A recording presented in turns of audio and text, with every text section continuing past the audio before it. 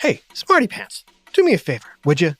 See if you can find a pen or pencil or crayon and a scrap of paper. It could be anything. Something you were doodling on earlier, an old piece of homework, a Post-it note, or an envelope for a birthday card, whatever you can find. Go ahead. I'll wait.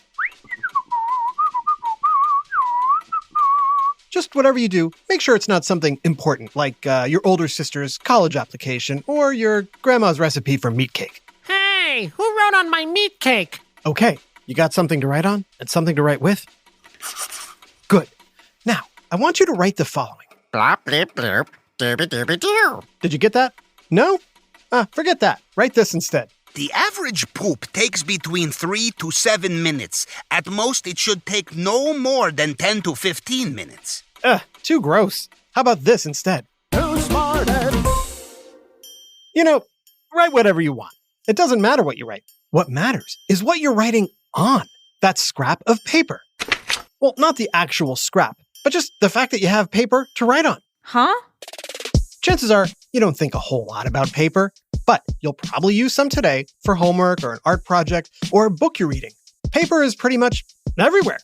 Think about it. Notebooks, textbooks, book books, loose leaf paper, wrapping paper, packaging paper, construction paper, cardboard boxes, index cards, paper plates, paper cups, paper towels, napkins, tissues, and the list goes on and on and on. Paper has literally changed the world and has had a huge impact on education, religion, economics, and historical events like the American Revolution.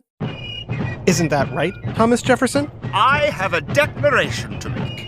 Does anyone have anything to write on? Paper is incredibly valuable, but believe it or not, paper wasn't always easy to find. And at first, some people didn't like it. They wanted to keep writing on dead animal parts. Ew. So where did paper come from? How is it made? And do we have too much of it right now? It's time for another whiff of history and science on Who smarted? Who smarted? Who's smart? Is it you? Is it me? Is it science or history?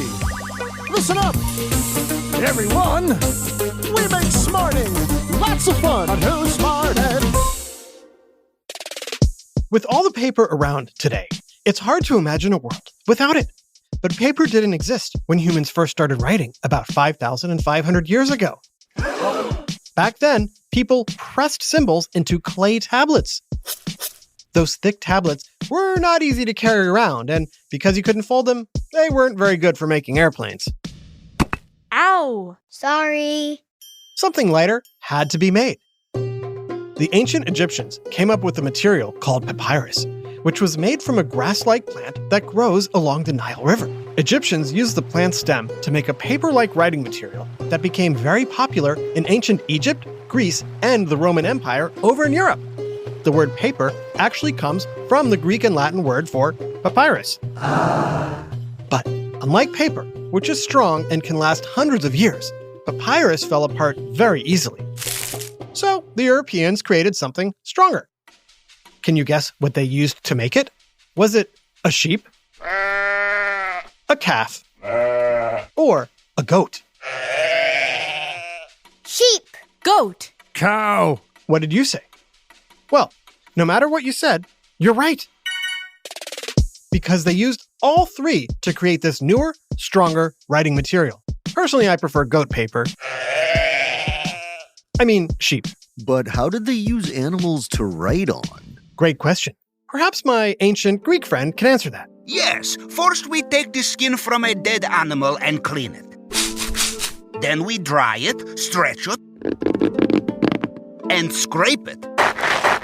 And voila! We get ourselves a nice piece of writing material called parchment. Of course, that all sounds pretty gross. And a lot of work for making some writing material. Yeah, you're telling me. And it wasn't cheap either. It could take up to 200 animals just to make one book. But it's not really that gross. You still use animal skins today to make lots of things like handbags, footballs, shoes, and belts. Okay, so the Europeans made parchment from animal skins. But where was paper as we know it today invented? Was it A, in China? B. In Saudi Arabia? Or C. In the United States of America?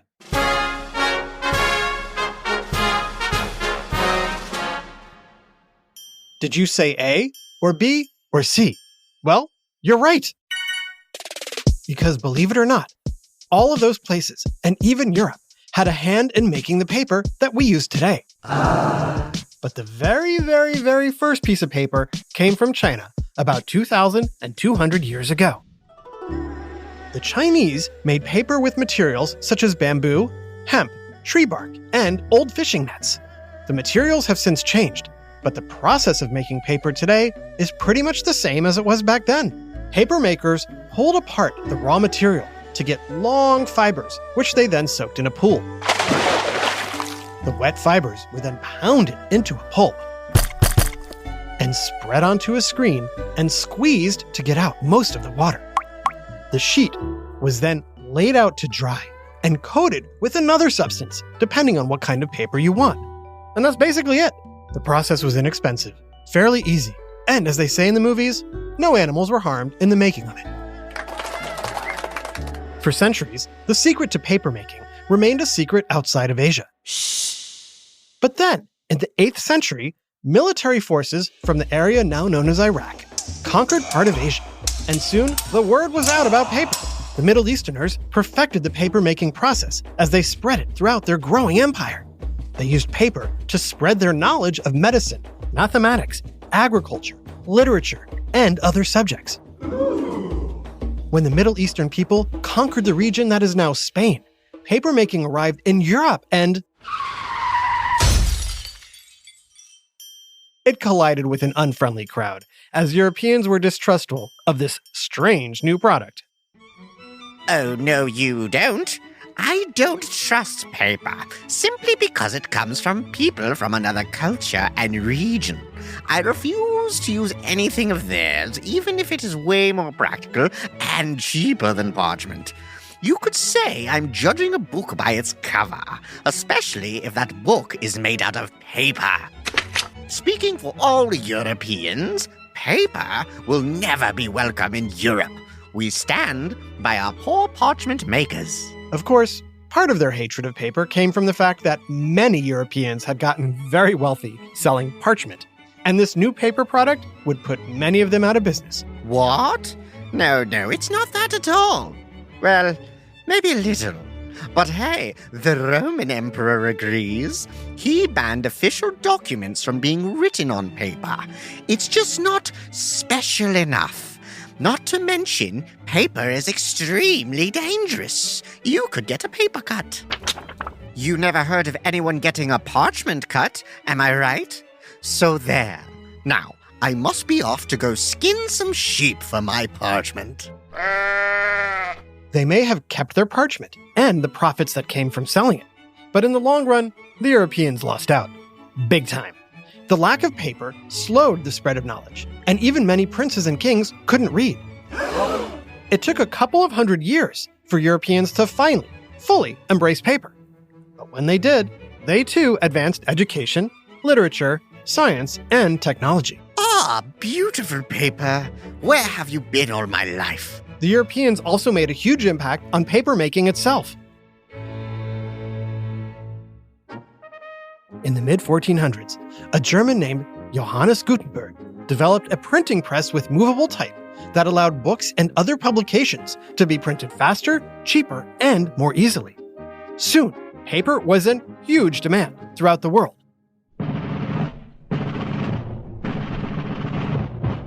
Paper-making technology spread to the Americas when European colonists settled there.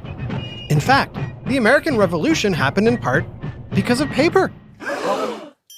That story, and the problem with paper today, after this quick break. Now back to Who Smarted. Okay, Smarty Pants, how well do you know American history? You've no doubt heard of the Founding Fathers, early leaders like George Washington and Alexander Hamilton. Do you know which one had a printing press, published newspapers, and was involved in 13 paper mills? Was it A, Thomas Jefferson, B, George Washington, or C, Ben Franklin?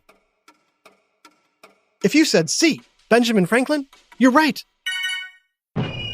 Franklin's involvement in paper printing and his role as the colony's postmaster enabled him to spread new political ideas to all citizens, not just the wealthy or well-connected. And when the British government taxed paper, newspaper publishers revolted and used their influence to increase support for independence from England. Without paper, who knows if the revolution would even have happened? Americans also revolutionized paper itself by changing what it was made from. Can you guess what was the top material used to make paper around the time of the American Revolution? Was it A, wood, B, rags, or C, chocolate? Yum. Chocolate paper may sound delicious, but it would be poisonous if your dog ate your homework. Chances are you picked wood, like from trees. But the answer is actually B, rags. Rags were the original material of choice ever since the Europeans used recycled clothing to make their paper. It wasn't until another war in America, the Civil War, led to a shortage of rags, which were being used as bandages, that paper makers began looking for other sources to make paper, and they settled on wood fiber in the late 1800s. As papermaking became a huge industry in America, wood replaced rags as the top material for paper. And paper is still made with trees today.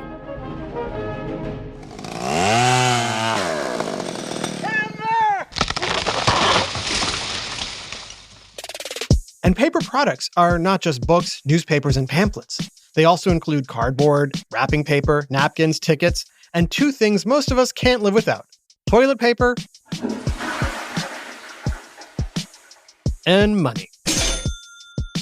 All of this reliance on paper has led to a problem, Huh? namely a hefty toll on the environment. Around the world, billions of trees are cut down each year to make paper products. But we need trees to breathe. Sure, a number of trees are planted to replace the ones we cut down, but more still needs to be done. And that's why recycling is so important. The more paper we can make from recycled materials, the better. So instead of throwing away that scrap of paper you used earlier, remember to recycle it and help save the trees. Technology is also helping. By using computers, the internet, and smartphones, people are relying way less on paper. In a way, we've gone full circle, as people are now reading and writing on devices known as tablets. And just like ancient tablets, they don't make very good airplanes. Ow! Dude, did you just throw your iPad at me? Sorry. Yeah, when it comes to airplanes, it's best to stick with paper. A big shout out to Amelia in Kingston Springs, Tennessee. We're so glad you love listening to Who Smarted.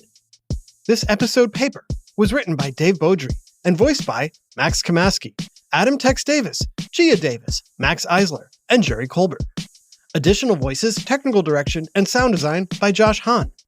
Who Smarted is recorded and mixed at the Relic Room Studios. Our associate producer is Max Kamaski. The theme song is by Brian Suarez, with lyrics written and performed by Adam Tex Davis. Who Smarted was created and produced by Adam Tex Davis and Jerry Colbert. This is an Atomic Entertainment production.